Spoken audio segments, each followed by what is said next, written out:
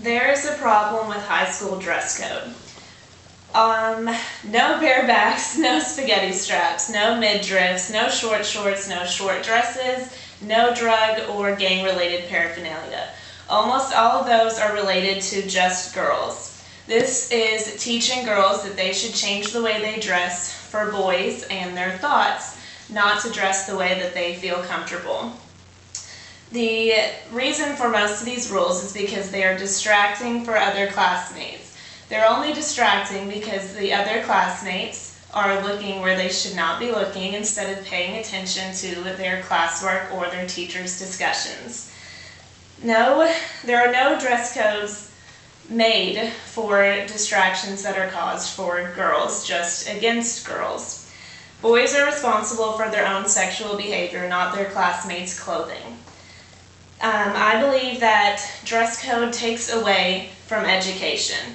Pulling a child out of class because of the way they are dressed is what causes a distraction, not the clothing that they are wearing. I have personally been taken out of class before for a dress that I was wearing. This dress was on the fence of the dress code rules, but it was not breaking any rules. I was called out of my class once, cleared to go back to class. I was called out of the class again because I was reported again. And the main point of this is that my clothing was made more important than my education. I missed valuable class time because somebody felt that the way I dress was not appropriate for school. This teaches girls that clothing is more important than their education. There's also a difficulty shopping for girls with these dress code rules, especially in the hot summer months before school lets out, in the early months of school, when it is extremely hot outside and females cannot wear shorts or skirts because they are not made for a dress code in stores, so many females resort to wearing pants even when it is too hot outside. People would argue that there are dress code rules for males, and that's true. There is no sagging, no tank tops, and no wife beaters.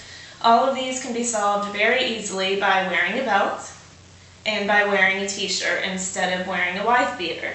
These rules are not very well enforced, and you do not see males leaving class because their pants are sagging. You see a teacher say, "Pull your pants up," and that's it. They do not get in trouble, while females get pulled out to make sure that their clothing is long enough or covers enough.